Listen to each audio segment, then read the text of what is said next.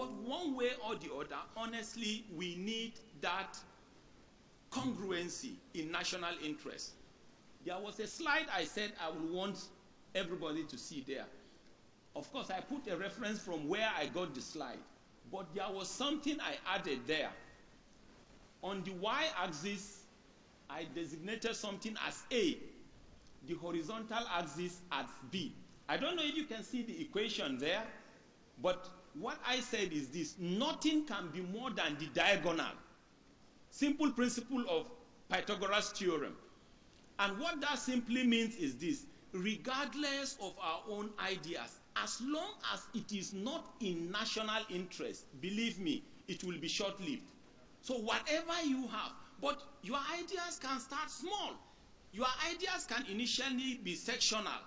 It can even be political, but try and make sure you graduate it to the level of something that will be seen in national interest. Once it cannot graduate to that level, then it will not work.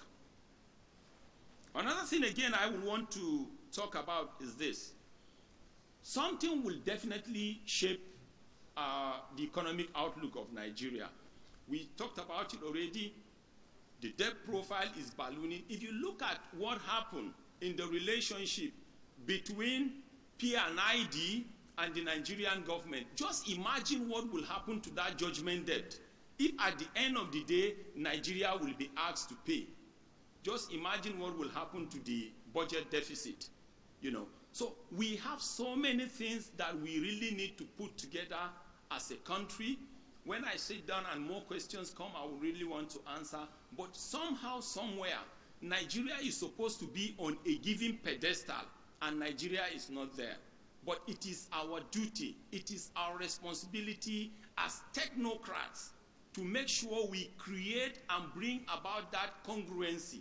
And it is only that congruency with national interest that will bring us out of the woods. If we fail to do that, believe me, we will all grind to a rock or to a cul-de-sac. Thank you very much. Thank you very much.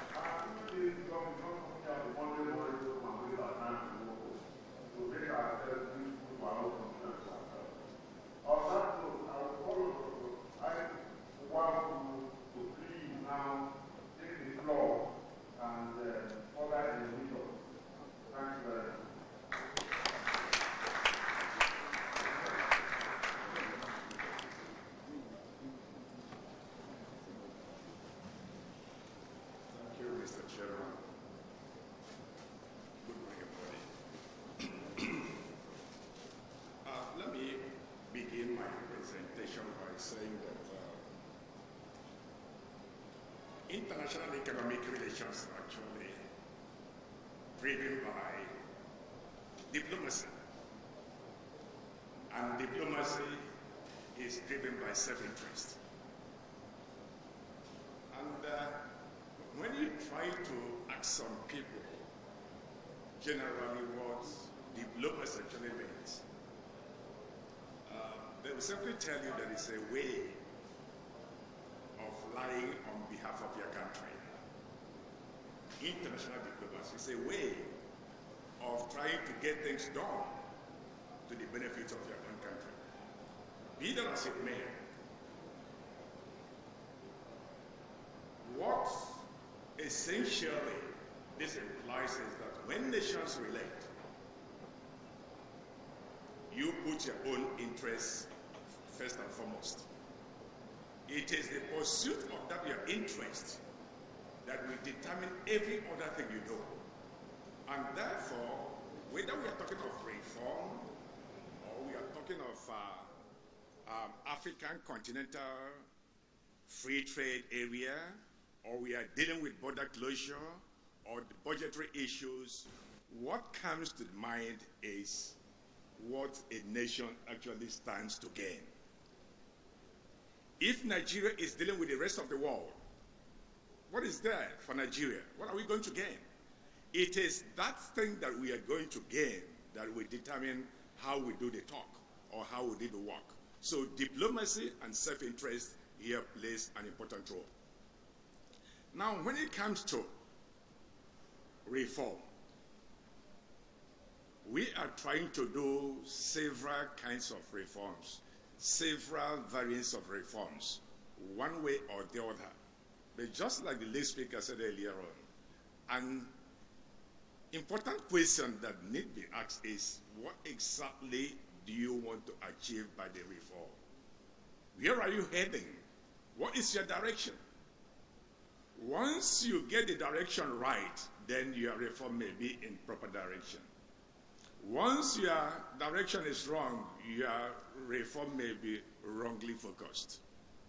So when it comes to the issue of budget here, we say yes, budget is all about the preferences of the people. Budget is a way of moving the nation forward. Budget is, in accounting terms, maybe revenue and expenditure proposals of the government.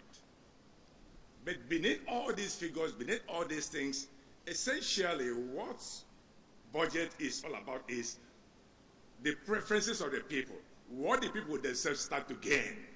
And therefore, when we try to look at the 2020 budget, the question that is, what is there in that budget for Nigerians? What exactly do we stand to gain? How does this budget actually fit into what the government says it wants to do with the people? And when you look at it from the recurrent expenditure figures, from the capital expenditure figures, from the debt figures, and from the revenue figure generally, you just discover that the budget is a made document that has been put together in order to achieve one thing or the other that may have been predetermined by the government itself. In other words, you look at the challenges of the nation now, you look at the various reforms which the government itself says it wants to embark upon. From my own frank opinion, there is nothing there in that budget that is supposed to move the nation forward. Is it in terms of the interests of the larger sections of the society, just like the speaker said earlier on? Are people now that are regarded as being generally poor? Nigeria is seen as the poverty capital of the world now. What is there in that budget for them? And you look at it, you discover that that budget does not actually address these issues. Now, and therefore, yes, the 2020 budget to a great extent has captured some of the things we have in mind, especially on the finance bill, which many of us have been actually craving for over the years. How can you make a budget without a finance bill? And you look at the finance bill, we say, yes, at least government has made a good improvement over what it has been doing over the years. But then the finance bill raises a lot of issues, and one of them has actually been talked about, the issue of VAT. You are increasing VAT from 5% to 7.5%. What's the essence of this? You say you want to do this, you want to do that, that's okay. How is the revenue going to be spent on? We have a general comment there that the revenue generated from VAT is going to be used on education, on health, in order to enhance the welfare of those who are generally poor. But how exactly this is going to be done, the budget is very silent on that. And therefore, just like on several other issues over the years, our budget has not been very, very transparent. And because of lack of transparency in our budget, we discovered that some of the most critical issues that need to be addressed actually has not been addressed. Now, on the other issue of the African continental free trade area and border closure as well, we can tell the two together. We say we can look at these issues within the context of the trend in the world today. As a matter of fact, as some of the speakers alluded to, we have a new trend now, and that new trend is reversal of globalization. There is a trend of globalization reversal is gradually coming up. 10, 15 years ago, it was all about globalization. The world has to become one village, a global village. But gradually now we see that various nations are trying to move away from that. US is doing it. China is doing it. India is doing it. And then, of course, various other countries. And the question is, if the rest of the world is trying to put their own identity first, put their own interests first, what should Nigeria do? Nigeria has to sign agreements within the context of what Nigeria wants for itself, what Nigeria ordinarily feels is best for Nigeria. When the president refused to, unlike what we did with the WTO agreement and such other agreements, Nigeria refused to sign, South Africa refused to sign, and some of us were like, wow, the two giants in Africa don't really want to obey the neoliberal godfathers anymore. But then, I'm sure, and some of you will agree with me, that behind the curtains, some moves were made. Behind the curtains, some people started pressing the buttons, and before we knew it, South Africa went ahead and signed. And then Nigeria went ahead and signed. And we look at this, what is there for Nigeria actually? As a matter of fact, as far as I'm concerned, there is no point even contemplating putting our hands down, going to sign that agreement, because for me, there is nothing for Nigeria to gain from that. Just like the speaker said earlier, Nigeria is the largest market in Africa, and we are endowed with manpower, endowed with several things that can make the difference. And you look at the costs are enormous, and they are generally within the short period. And as a matter of fact, Nigeria should not have signed that agreement at all. And we still believe that Nigeria should have a second thought about that agreement. Now, on the border closure issue, yes, closing the border was a wonderful thing. It's a good one. But then, what is the philosophy behind it? And you ask a question, is the border actually closed? Is the border actually closed? Which border is closed? Is it just the semi-border? Is semi-border the only? What about other borders? Are they also closed? You move away from the question, you say, fine, all the borders have been closed. But why exactly did the borders close? We close the border because we don't want things to be coming through the borders.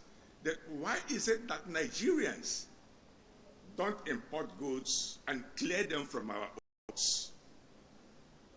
Why do those goods actually come through our neighboring countries? The question is simple. Doing business in Nigeria, especially through our ports, is a very difficult one. You should address some of those critical issues. Just a few days ago, I was on a panel of a PhD defense, and the PhD candidate was making his presentations, and at the end of the day, an issue came up. And interestingly, we got to know that he's even the Deputy Controller General of Customs in Nigeria. And then he made a statement that baffled most of us, that to get your goods cleared in Nigerian port, Apapa port, you need to get about 75 signatures. 75 signatures. So, if I have to get 75 signatures, do I just get to take it to that person and he signs and I move? No. You may have to facilitate getting those signatures as well. And what does that entail? How many days will you take to get those signatures? And you ask another critical question. Chairman, sir, just 1 minute or two. Is the Apapa Wharf or the Lagos port the only port we have in Nigeria? What is wrong with the Port Harcourt port? What about Calabar? What about One? Can't we address those issues, revamp those ports, and then ease off the Lagos port? Because as far as I'm concerned, there is a lot of pressure on the Lagos port. Once you're able to ease off, and then you just find goods flowing in and out of Nigeria freely. At this juncture, Mr. Chairman, let me just thank you.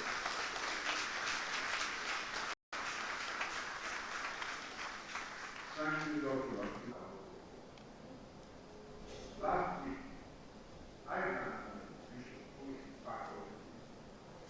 held a full session on this African free trade issue and the past resolution.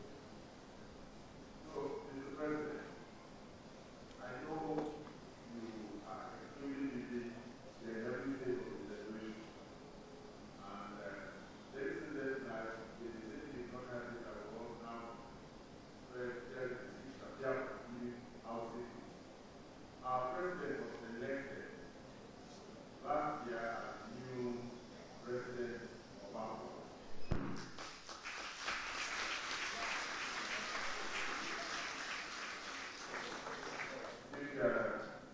They put this poll together.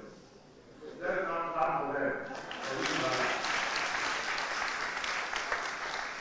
And we also know that our vice president is the treasurer of our board. Thank you very much. Having said that, now let me now come and tell you that last week, this was a very interesting session. We came up with specific issues which we expected you to carry to the national way, the presidency and national assembly. New ideas that we added to it, but the request I want to make is that whatever you are going to carry around, let members of the institute know about it, read about it, be part of it. It's part of our process of now integrating Nigeria's economy where we are creating a foreign expenditure. Since you understand the fundamental of the question, we do expect we are ready, a tax is done and added to it. We have the other issues that have been discussed here. So they don't end up here. Not only do you carry them along, but members will know what we are carrying along. So when they are talking in various territories, they know that the word is still, this message is carried by them as well. I hope you understand the kind of environment I'm trying to create here. Nigeria belongs to all of us. It's not without being part of the desert for us. Let us talk about what we always done.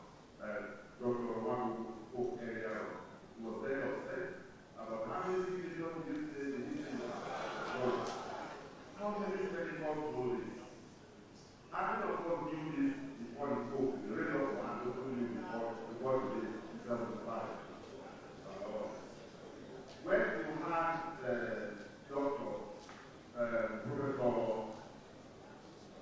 plan.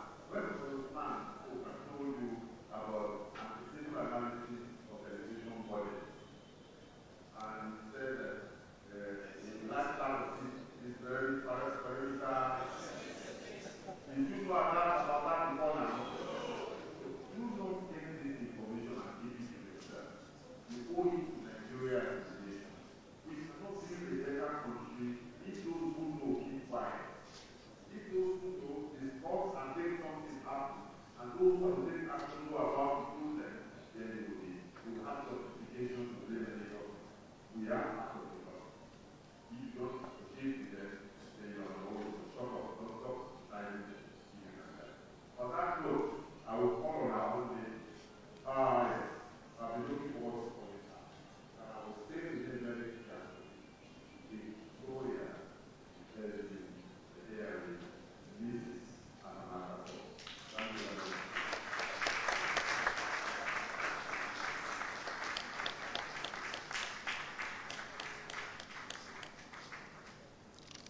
Good morning. The response was so slow. Good morning, distinguished ladies and gentlemen. Thank you, ICAN, for inviting me to this discourse, and it's really opened my eyes a lot because I come from the non-profit sector that you call the NGO sector. And in our interactions, most times we engage government. You didn't do this right, you didn't do this wrong. But this has really opened my eyes to other circles we need to engage so that we can, share a lot of information. So it was important for me to share my biases. We work mainly with youth, women, and people living in informal settlements in rural areas. So whenever I'm discussing policy, I'm looking at the impact on people who are at the lower rung of the ladder.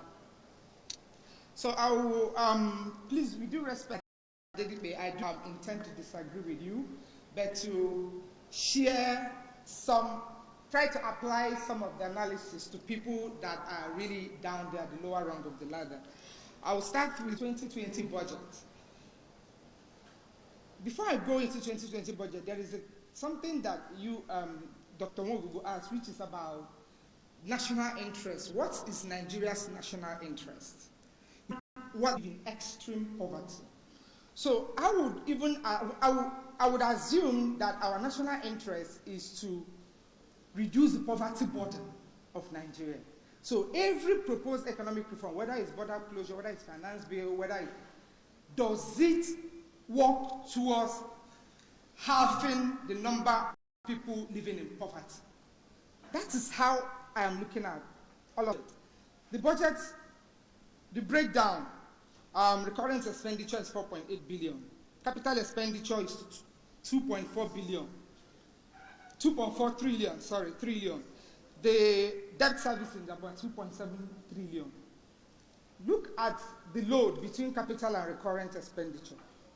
There is something, if you add the recurrent expenditure with the debt servicing, so you can see where a huge chunk of the budget is compared to a capital expenditure. Now, let's even look down into capital expenditure. Science and drives construction. Technology drives construction. Now you have apportioned 34 billion for your science and technology development. Put 200. It means that the budget is designed to rely on foreign personnel, foreign technology, foreign expertise to drive that sector. At the same time, your goal, remember the national interest is reducing the poverty burden.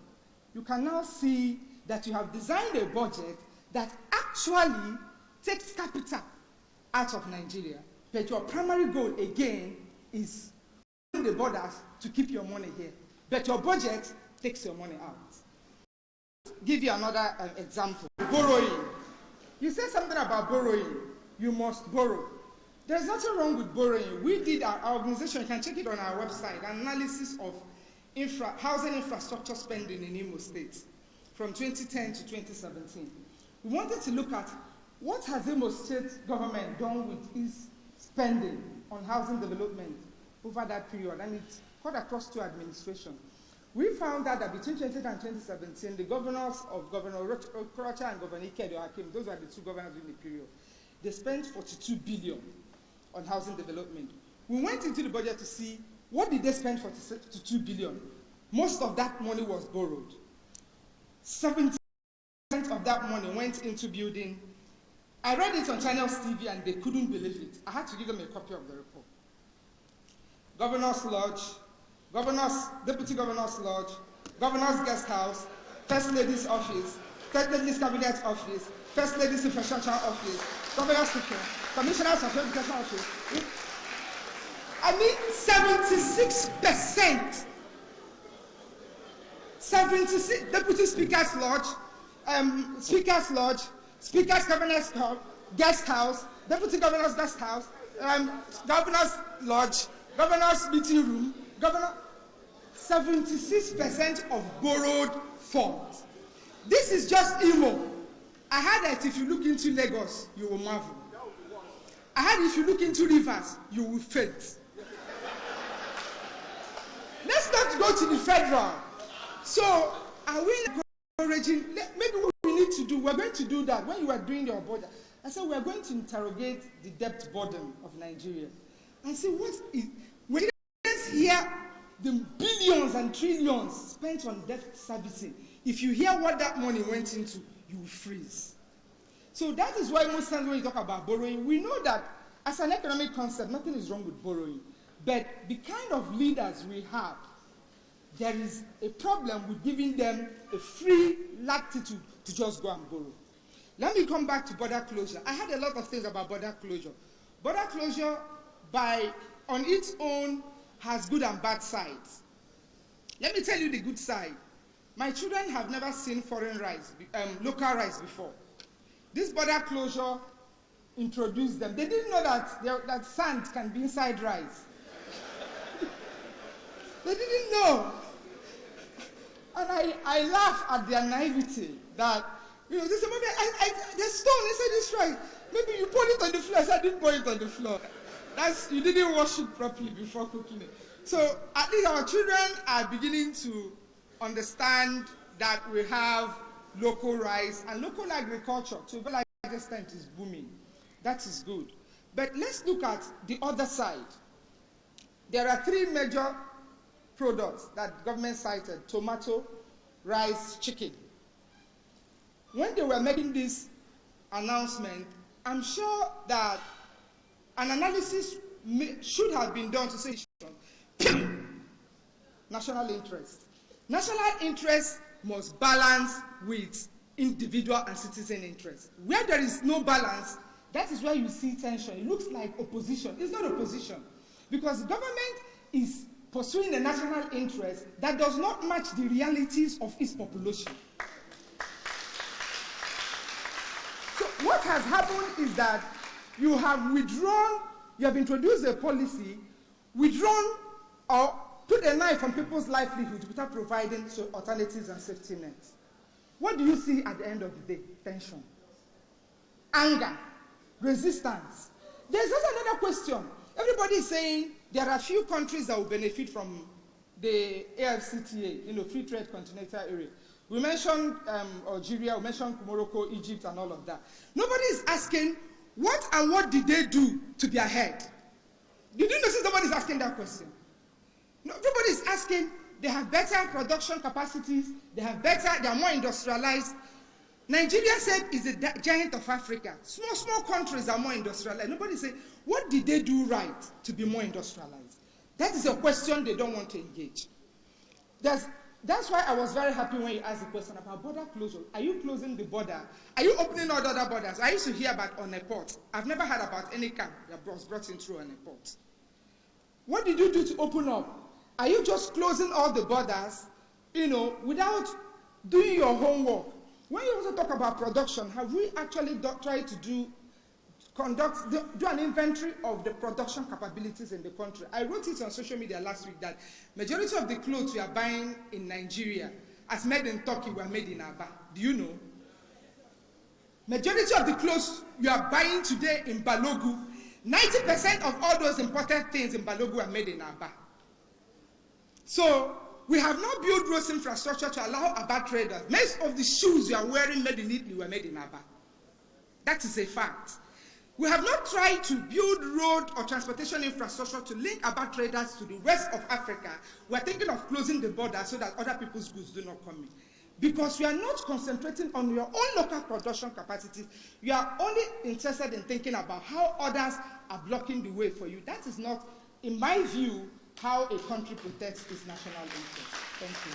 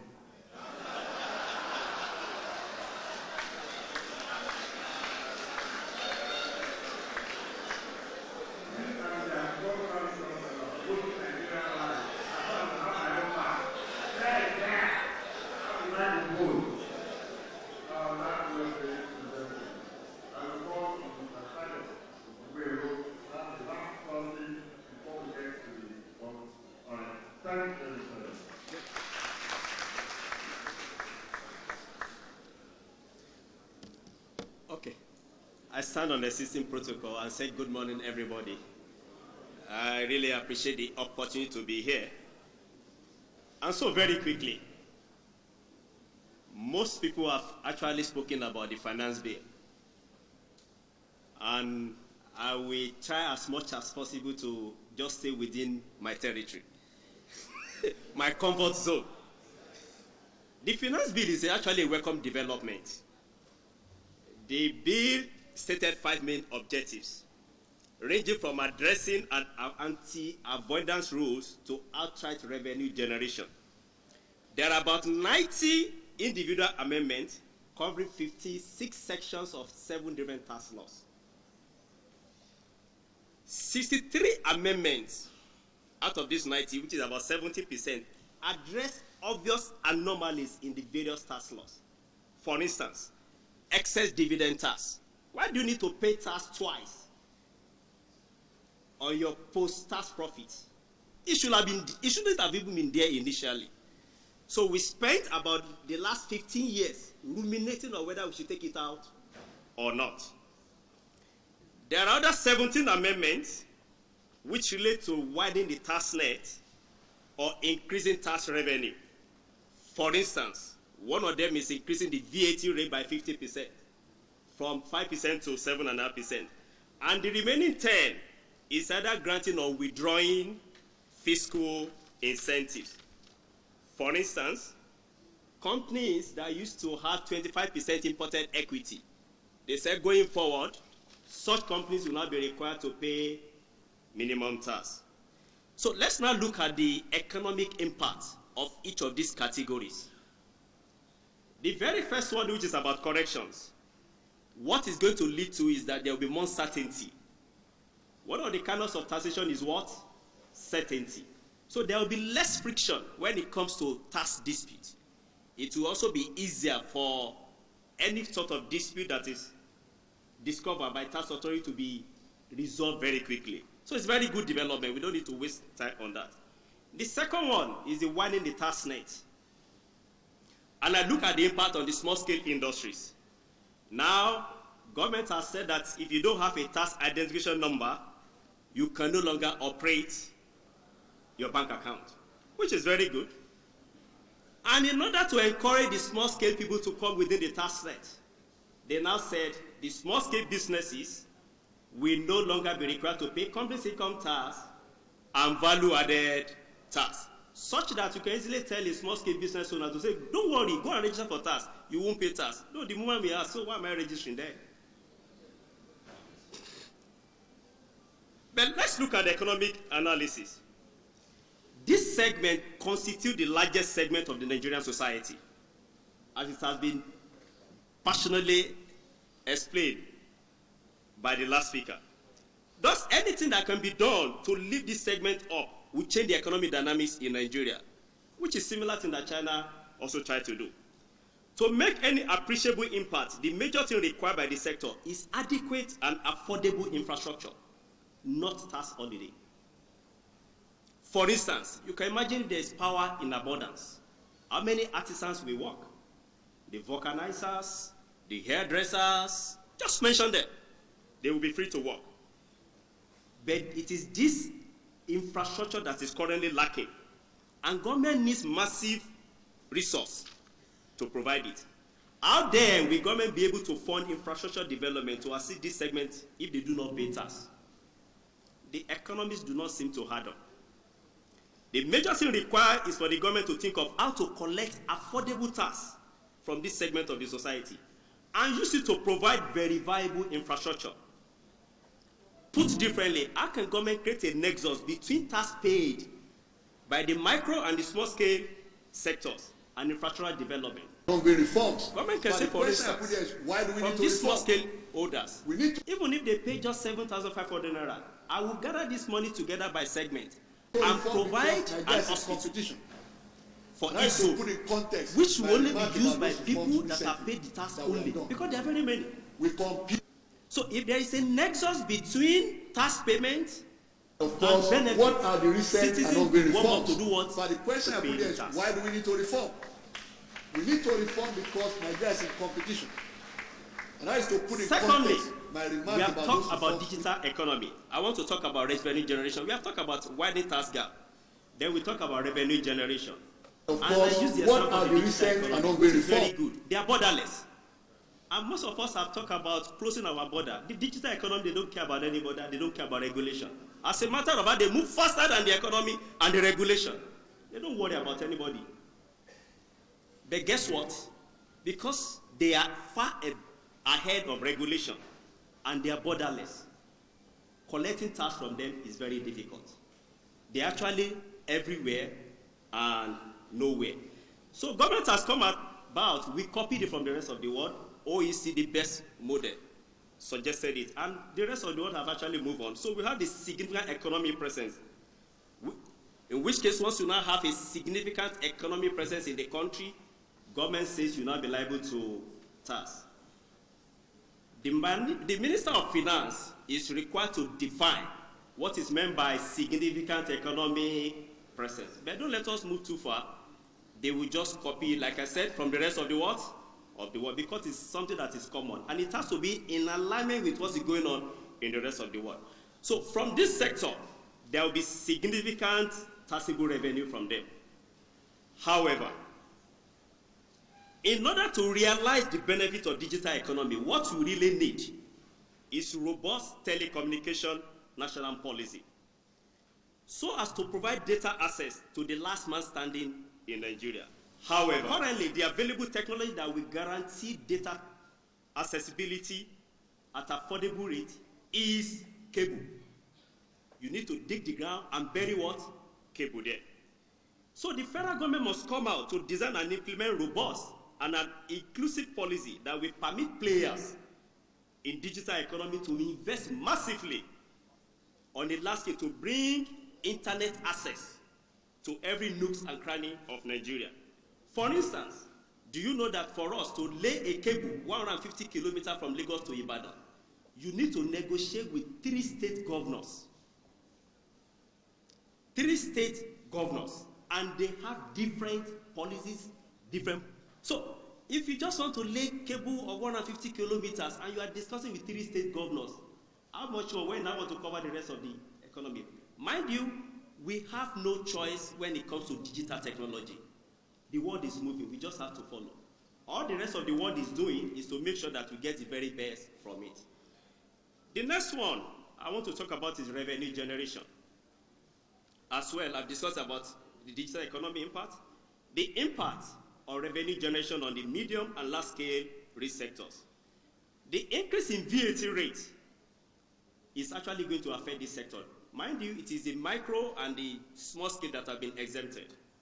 So which means the medium and the large scale sector, they are going to account for the VAT. Also, because some of them have 25% minimum imported equity, which they don't use to pay minimum tax before, and they usually have very large turnover. But because you have deleted that incentive from them, that means that all these large-scale companies will now have to pay what? Minimum tax. So it just looks very funny. The raw materials which government has exempted from VAT, most of them have been mentioned here as done by Dr. Okwuadigbo. But mind you, all those raw materials, we don't hit them in that state. It needs processing. As soon as it's processed, VAT comes. Who pays that VAT then? It is the consumers. However, the major challenge of our economy is the secondary segment of the production value chain. Our manufacturing sector is still far below the required level to support our population. Most products consumed by teeming population in Nigeria are highly price sensitive. Thus, in a highly competitive environment like ours, most products are sold in denomination of 50 naira and 100 naira. And that is the way our currency goes. So to absorb a 50% increment in VAT rate, you need to be selling like 110 naira, 120 naira. Because most of the products are sold on the road, especially in this Lagos. You are running, the guy just wants 50 naira and give you the product. That's how they move. Doesn't have, you want it is 20 naira, the guy moves away. So what is going to happen? Don't forget the input, the raw material level, they are not paying VAT. The man that is producing this food, which is, it can only produce sell at 50 naira or 100 naira, it can't move the price. What is going to happen to the VAT? He has to do what? Absorb it as part of his cost of production. It's also coming. So what do you think will happen at the end of the day if he needs to continue in business? There's definitely going to be quality, and take Bio-Toilet soap today. You will see what we are talking about. That is being sold for the same price. Some of the soft drinks we have been drinking for the past 10 years is still water. Foreign exchange is impacting them, etc. Costs are going up, yet they are still selling at what? 100 naira. Something is happening somewhere.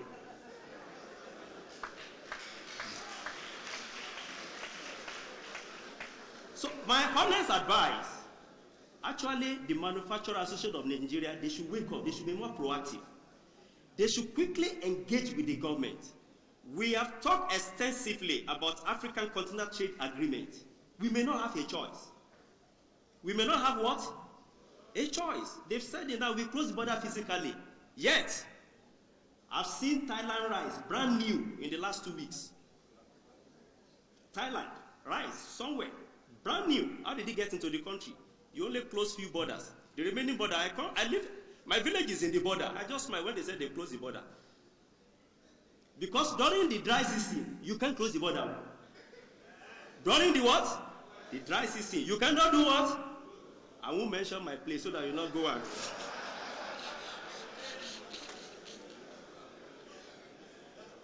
Then the next one is the incentives. Let's look at the incentives, the financial service industry. Those ones have been very proactive. The insurance sector, things that should not be there. You granted everybody to carry forward their losses indefinitely, but you said insurance sector should not do it. Why? What's their offense? But this has addressed it. Then the cap on interest rate deduction is also excluded for the financial services industry. and business-friendly tax regime is now available to the real estate investment trust scheme and the capital market operators, which is very good. All these ones will deepen financial intermediation in Nigeria, and it should be applauded, and we appreciate it. However, as I try to round up, the last part, disincentive, I mentioned about granting and withdrawing incentives. In the oil and gas industry and foreign direct investment generally, the utilization of capital allowances during tax holidays is not going to happen. Before, it is after the tax holiday begin to enjoy their capital allowances. Joint venture operations, you said we should not pay 10% withholding tax on what? On dividend. Don't forget that our president signed one production sharing contract outside the country some time ago, which means that the royalty rate by the production sharing contract people has also increased. Coupled with the fact that even when you have 25% minimum equity, like I explained earlier, you still need to pay minimum tax. The very simple question I ask, is government saying that we do not need further investment in this sector to warrant even retaining the existing incentive? As any other sector started yielding significant foreign exchange, or maybe in future, because based on what Dr. Ditwe said, that is not correct. But as any other sector started yielding significant foreign exchange earnings, that has displaced important sector to warrant tampering with current incentives. Is government aware that when it comes to investment decision for oil and gas operations, fiscal regimes that are available in other countries also play important roles?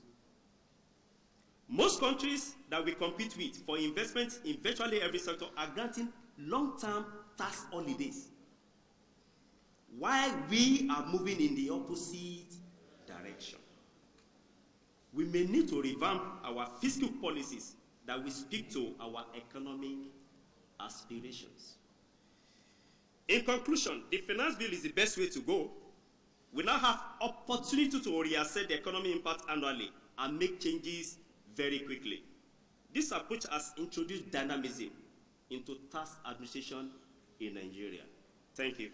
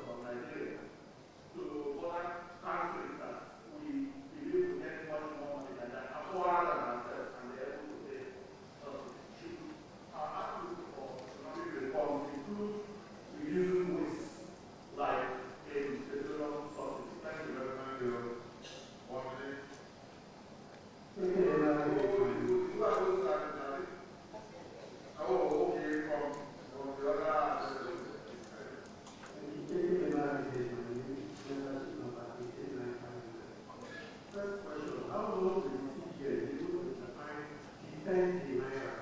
For those of us who are planning beyond just 2020, looking at the medium-term expenditure framework for our organization. Number two, why is that program relevant not influencing the forex market? What's the issue there? Then number three, has there really been a globalization or a feeling that there's a globalization? I think there's been a work by Frank Adinawa, if the purpose can remember, who argued that there's really not a real globalization. And then construction works. Why is it that we see the million construction work going on? What we see are tractors and then a few people they think that are not on. Why? Because when we check some other parts of the world, we find large labor-intensive efforts being used in construction. And yet, despite those tractors, there are very many individuals who are looking for work. So what's the structural problem? What we shall say? Thank you. Thank you. This is one check.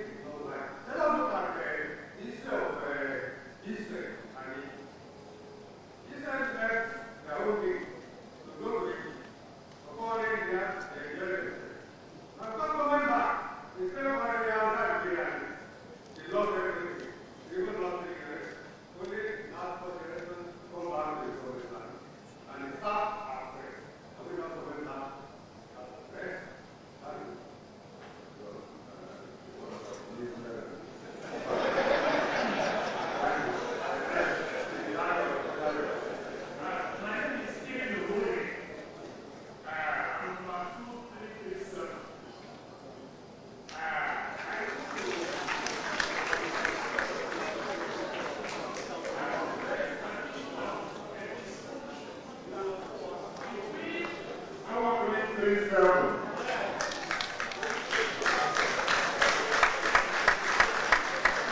That's the science.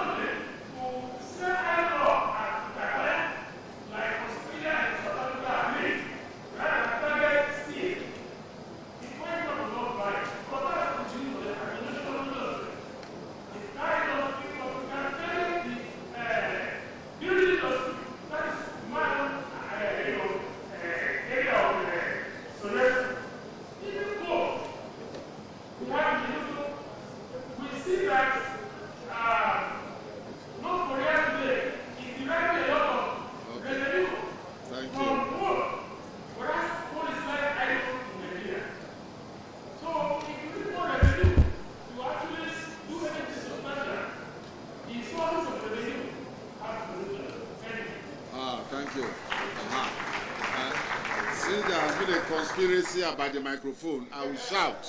Carry on. What's your number? Thank you, sir. My name is Idowu.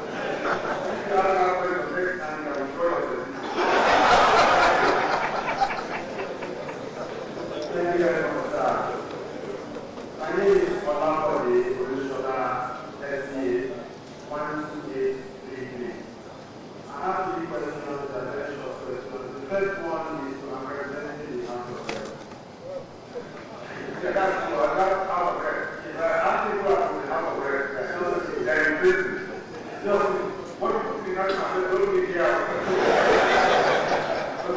My first question is to Dr. Okwuadigbo. During the presentation, you mentioned that 7% was represented in imports, and that was represented by machinery and transport equipment.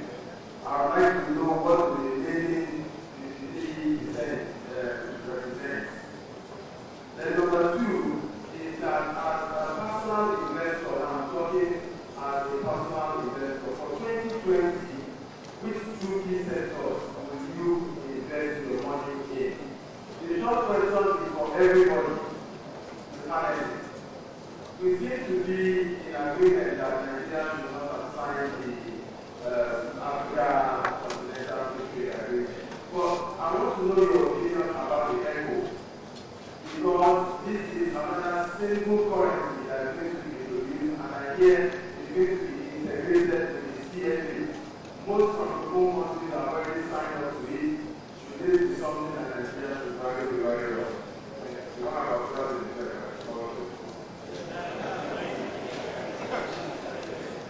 My name is Tuku Karati Abodia.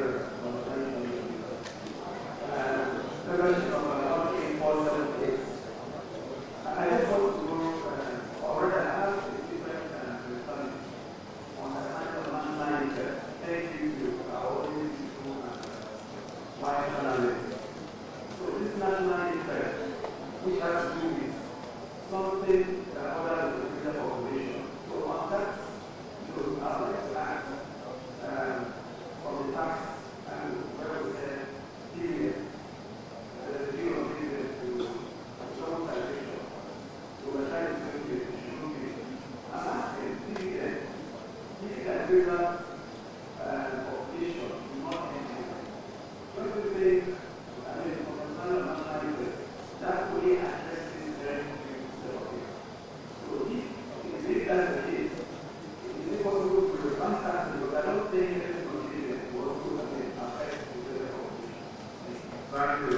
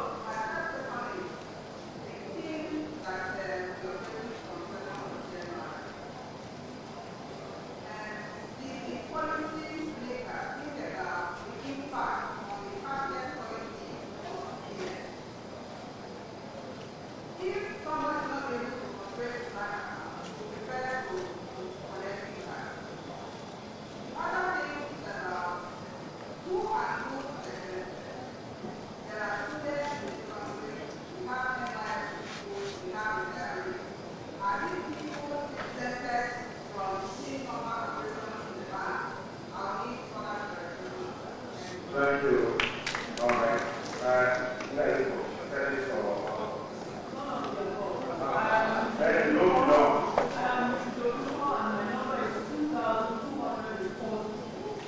I have two questions.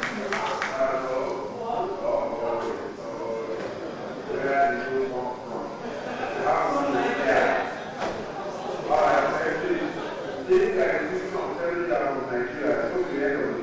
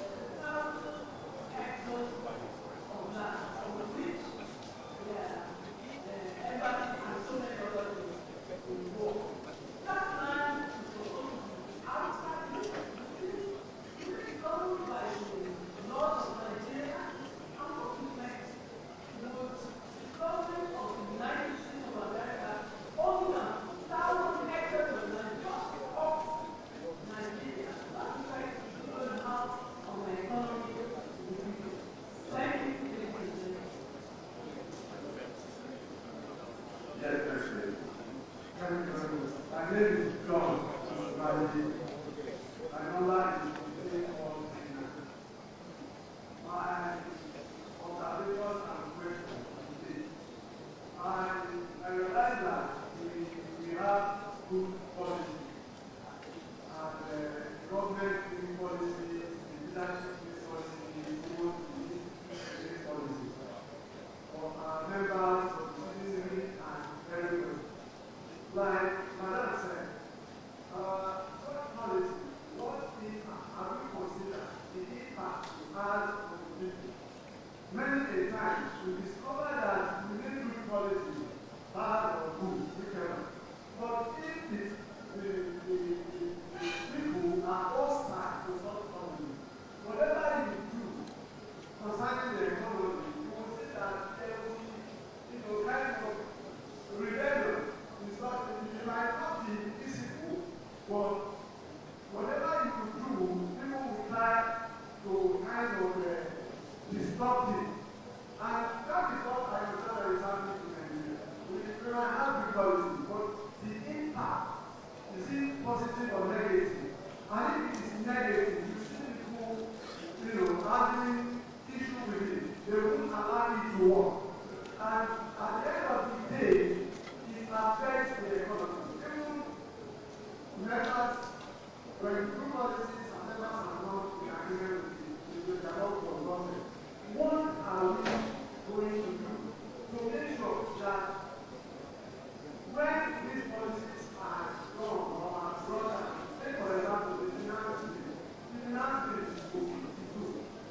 But what impact is it going to have on the citizens as a whole?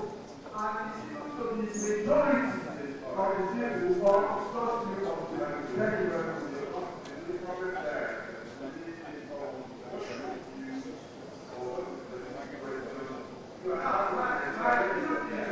my view is that most policies are good, but because of the fact that it is selective in nature, it affects the economy.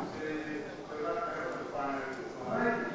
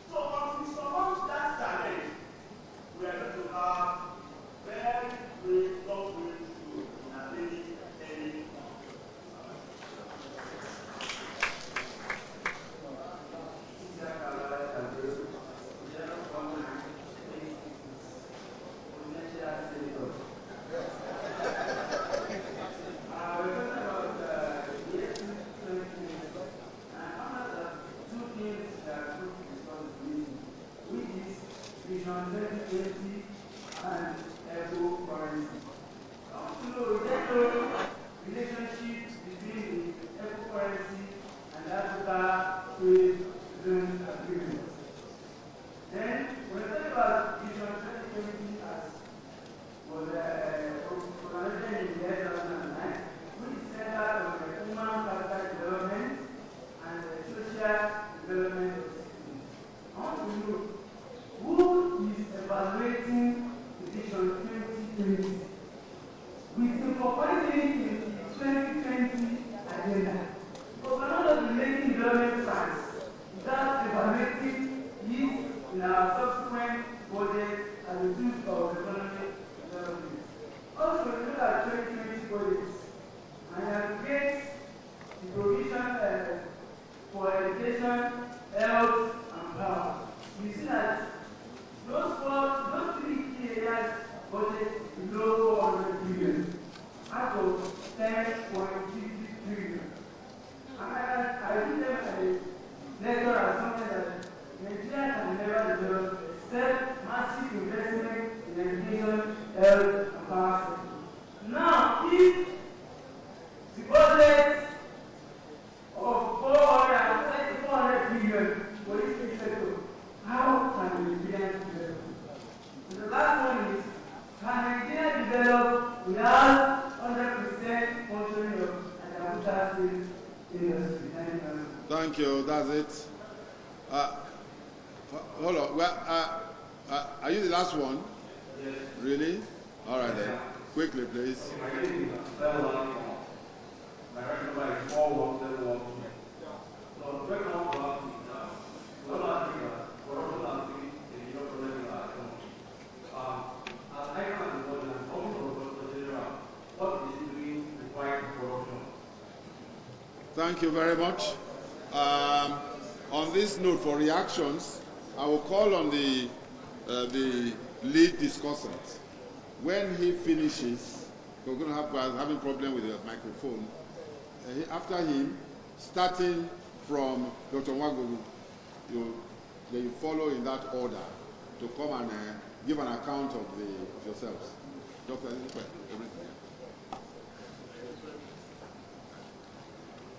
Thank you, sir. So I will talk to some of the questions, because I know one of my colleagues here has indicated interest in responding to the one on subsidy, so I will leave that one.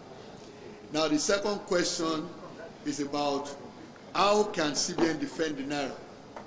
Now, the reality of it is that every central bank in the world, and I've related with many of them, especially on the platform of the Central Bank of Nigeria, every central bank around the world has that primary responsibility to protect and defend the value of its domestic currency. And that is from two perspectives. One is the exchange value, and the second is in relation to the domestic value it commands, which is why central banks all around the world are concerned always with the exchange rate, interest rate, and then inflation rate. So that is the way it goes with central banks around the world. So what central bank is doing in that regard, in fact, I don't see it as defending the Naira. I would rather call it as living up to their responsibility. But that's the job they are supposed to do. Now, also, you asked a question about the influence of diaspora Nigerians and their remittances. Now, my position on that is very simple and clear. If Nigerians remit as much as 22 billion in a year, what my interpretation of it today works out is that those Nigerians put the money in the banking system where they reside. In Nigeria here, the beneficiaries are given the Naira equivalent. So the foreign currencies that ordinarily should come here to boost our FX market remains out there. So the big question there is, in whose name does that money remain there? So that's where the issue is. So if that changes, then what we see, everybody talks about India today in terms of remittances relating to information communication technology. will not be what we are talking about today. Same thing in Malaysia. In fact, when Malaysia reformed their economy, 1997, 1998, this was a major issue. Major issue. So, but I wouldn't want to talk too much about that. Let me pick on the issue of border closure. You will see my reasons for that. Why I think, as we stand today, it can be justified. You will get a copy of my presentation. I'll see my stated reasons there. But for me, as a Nigerian, and I don't owe anybody apology for being a Nigerian. I've been in this for many years. I've been in meetings since the early 80s, where Nigerian interest was placed against other countries. I've been a part of discussing tariffs in 1987 for the platform of the World Bank. I've worked for the World Bank as a staff 30 years ago, and I know what I went through. And of course, I've interacted with many governments around the world. I can tell you that nobody looks after the interests of Nigeria. Not when you have the kind of experience I had, where Nigeria was to be discussed, and they had to ask whether it was safe for me to be in the meeting. It was that bad. When they were convinced that I merited being there and I wouldn't be any threat to the outcome of the meeting, the door to that room was locked, so that nobody could come in there and hear about error. So nobody can therefore talk to me as a Nigerian that I should not go after Nigerian interest. Anywhere, of course, there are some, I won't mention names now. There's a particular Bretton Woods institution chairman, that any time I show up at their event, they always make a remark that they must be careful what they say about Nigeria while I'm present. Now, and that is what I take from what the chairman said. Every one of us has that responsibility to protect and defend the interests of Nigeria. Somebody made reference to steel, and also the last person made reference to Ajaokuta Steel Project. 1988, I was among consultants that did a review of the steel subsector in Nigeria. There is no foreign government and there is no entity, any of the Bretton Woods institutions, that wants Ajaokuta to work. Let me say this, I can say it openly because it can be proven, you can check the records. When we finished that exercise, we wrote an exceptional report as Nigerians. Because what all the other stakeholders, it was a World Bank project, by the way, what all the stakeholders wanted was to recommend scrapping of Ajaokuta.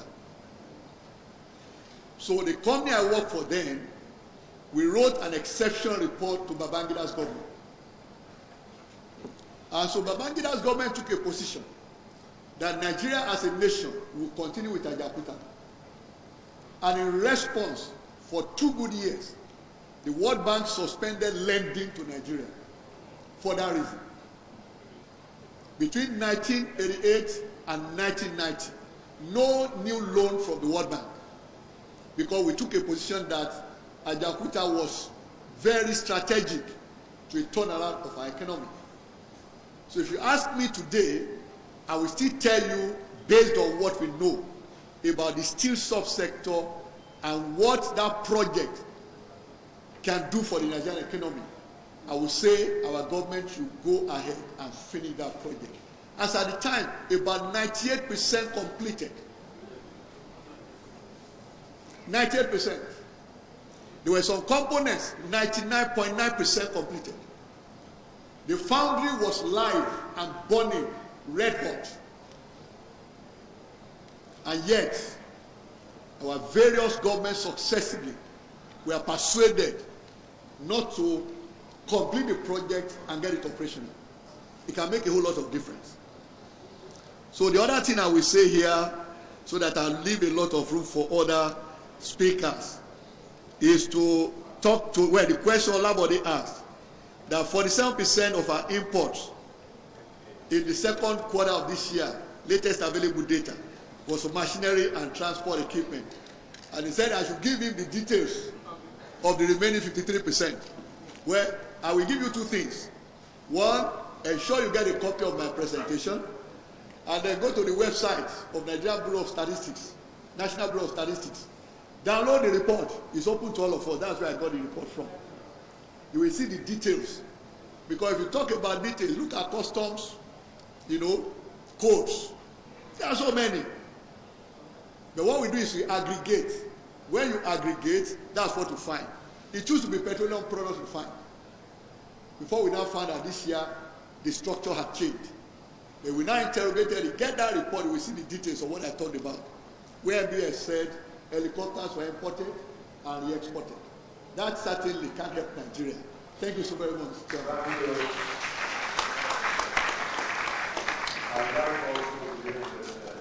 We are all completely true. I'm not referring to the modern communication, because there are some of us, when we are qualifying, very relaxed of the society.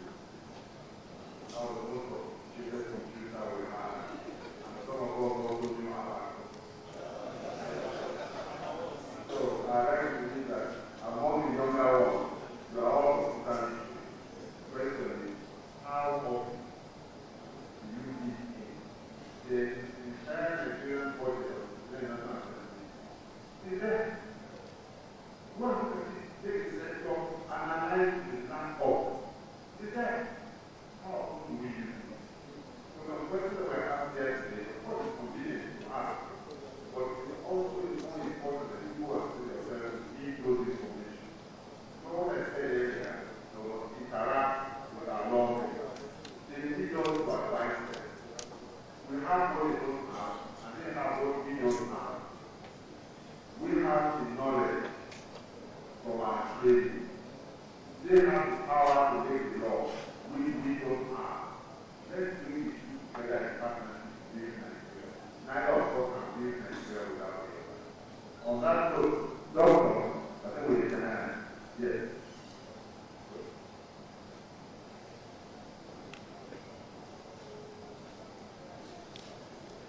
Thank you, Chairman. I will address some of the issues on subsidy, foreign direct investment, and re-globalization.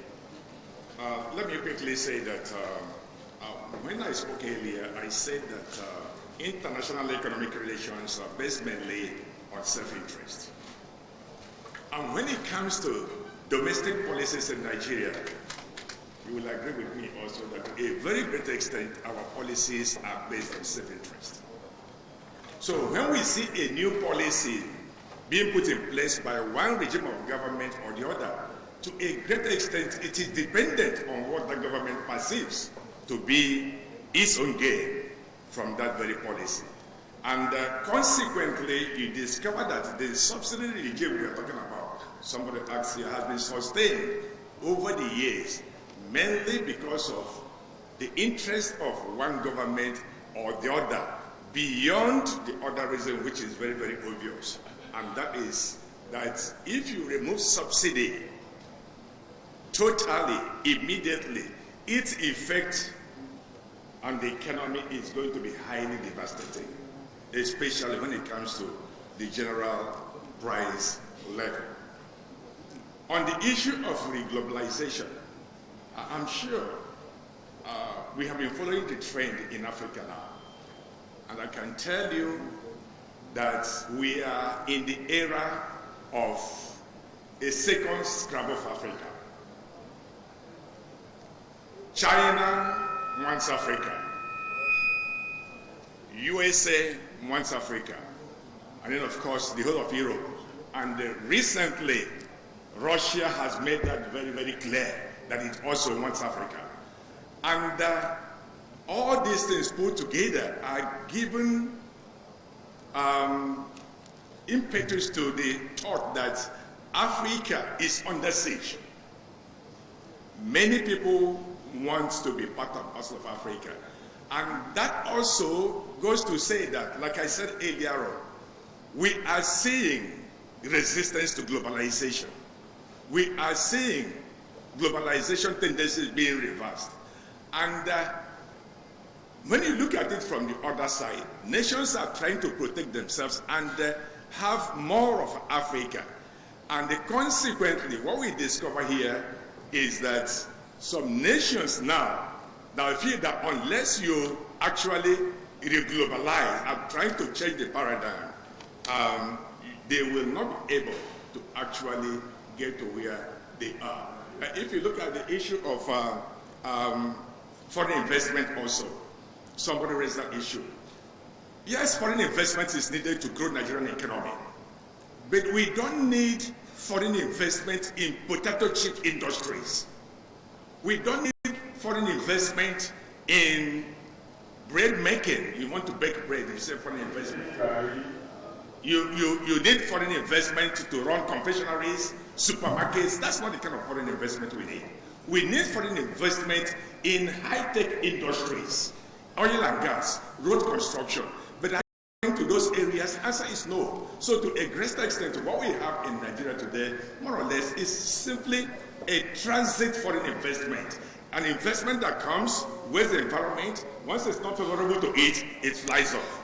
And consequently, you discover that the stock of net foreign investment in Nigeria is not actually as high as we think it is. And then on the issue of Vision 2020, I think we are already in 2020. And with what we have seen so far, we have already missed the goal. The primary objective of Vision 2020 is to make Nigeria one of the top 20 largest economies